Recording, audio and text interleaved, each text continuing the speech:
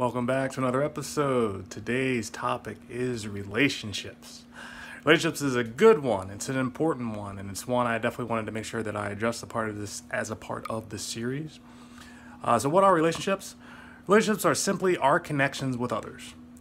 All right, so everyone has relationships. You have family relationships, you have relationships, let's say, with coworkers, colleagues, friends. Everything's a relationship, and it's just that connection. So what do you have that's in common that essentially connects you, whether it's work, whether it's a familiar line, whether it's sports, whatever you have. And then based on that connection, you're able to connect on a different level or deeper level where maybe you share things that are going on in your life, you have a support system. It gives you that support to essentially have that human-to-human connection. And I know it's been a lot tougher these days, especially with the lockdown and everything, and folks are essentially trying to get that interaction. And so that's what a relationship is. And so I wanted to define that a little bit deeper, as a part of this discussion to help identify, what relationships are healthy for you and what relationships may not be healthy for you. So when I think of a relationship, I think of a relationship as a combination of value and balance. And the value is what the relationship actually brings to us. So let's say the value might be just maybe emotional support. So, I had a rough day today. I needed to get a sounding board to sort of hear me out and let me know maybe how do I address the next day. That's value, right? And on the other side, I have balance, or I believe there's balance. And when you have balance, you have an exchange of value within a relationship. So the same way I asked how your day was, you told me about it, I gave you some feedback, maybe that'll help you get through a rough patch, or maybe how do you bridge into tomorrow. There's an idea of reciprocity, right? So if I ask you how your day was and I give you value there, that value should also come back, where maybe you ask me the same question. Well, how was your day, Etzel? What was going on in your life? How can I provide you the same value you just gave me? So value and balance, that's what we need, both of those when it comes to any relationship. And just as in the perspective discussion that I had not too long ago, when you have one without the other, you have challenges and you have problems. And so if you have value without balance, that means that you give more and receive less, or that you give less and receive more. And anytime there's an imbalance there, you can have value, but can have imbalance. It can be very easy to be taken advantage of, and it can also be very easy to take advantage of someone else. And there are, unfortunately, a lot of relationships that exist like that, because when folks are looking for the value piece, they're not necessarily looking for the balance piece as well. And as a result, they can suffer from that. Now, on the other side, you can have balance without having value. And when you have that, I see a belief of where you only focus on equality, where you're just like, this needs to be equal or it's not worth doing. So when you actually had that mindset, you're not willing to give more in certain times, and you're also not willing to give less. And in some cases, this kind of messes up the whole idea of being generous with your time, with your actions, kind of this whole idea of charity, right? And in certain cases, I believe charity is extremely beneficial to society, and I believe there, again, can be a balance with that, but that's what the whole idea of having one with the other affords that you kind of miss when you just focus on the balance without the value piece. So my challenge with that is that I didn't really understand the whole idea between balance and value. And so I grew up with the whole idea of you give more than you receive, right? So I would do that with my time, I would do that with my efforts, and I didn't necessarily get that reciprocity or the balance that I was actually looking for. And I didn't really recognize that, because I thought that as long as I was helping someone else, that was enough, right? But I've been in relationship after relationship after relationship where things kind of blew up or kind of fell out for the fact that I didn't look for that balance. And so giving more than I received and not addressing a balance created a lot of issues and challenges for me. And it wasn't until, I guess, one of the bigger events that I actually was trying to put together, or that I was working to put together, kind of completely bombed on me. One of my biggest failures. And believe it or not, from that failure, I just learned so much about relationships that it really kind of like changed my path, my map going forward. I wanted to make sure I shared that story with you. So I'm a big proponent of financial literacy. I believe it's important for not only adults, but it's also important for kids. And I work to stress it for kids because they don't have a lot of the what's the word, the conditioning that adults have. So they're not as resistant to a new idea as adults may be. If adults haven't heard of anything before, you're like, no, that's crazy. Haven't heard of that before.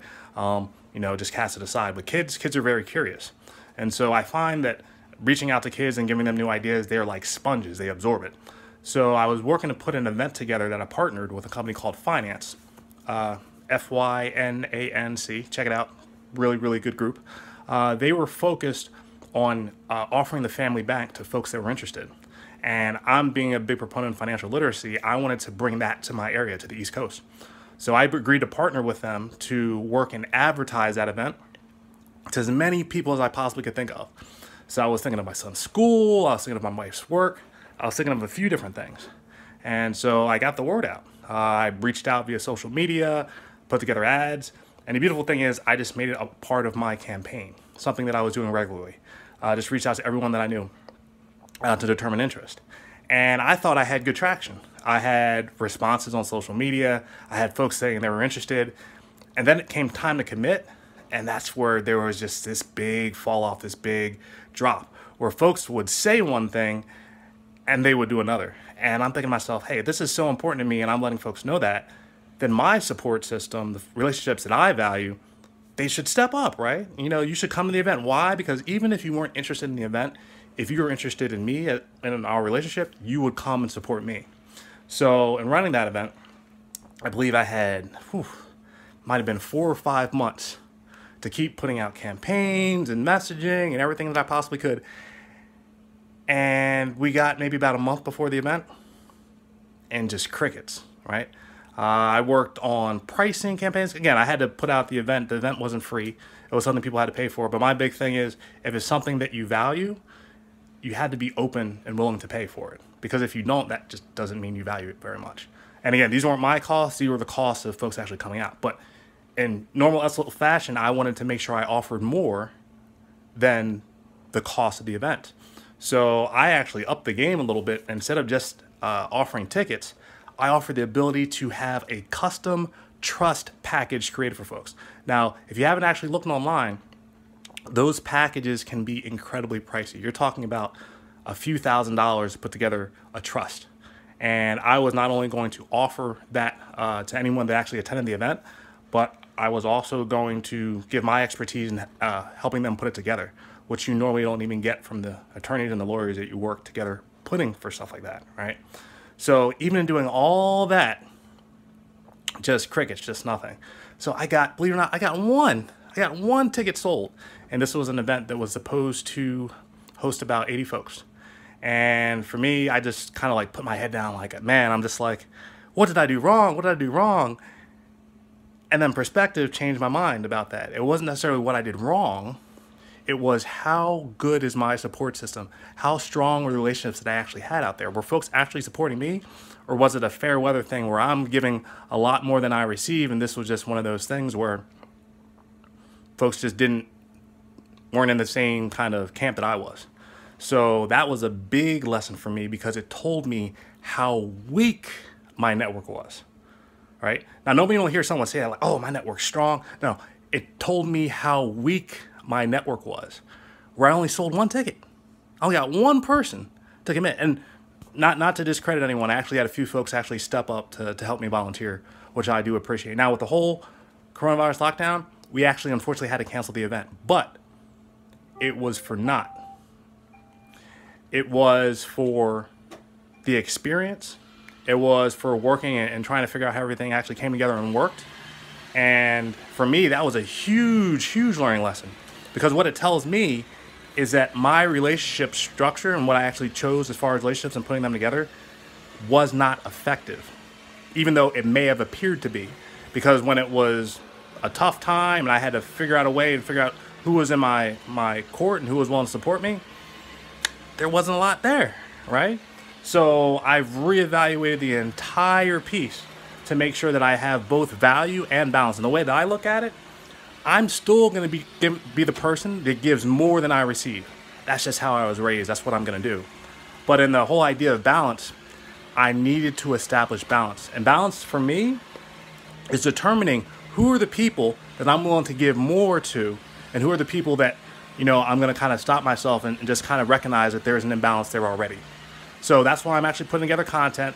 I'm actually looking to define my network. I'm looking to define who are people out there just like me who give more than they receive, because that's who I want in my court. Because if someone's going to give more to me than I receive, and I'm going to do the same thing for them, we're going to raise our relationship to a level that it's going to make a lot of things pale in comparison. So I appreciate you tuning into this message. I hope you learned something a little bit about relationships, especially how value and balance fit in. And I hope to catch you on the next one. All right, bye.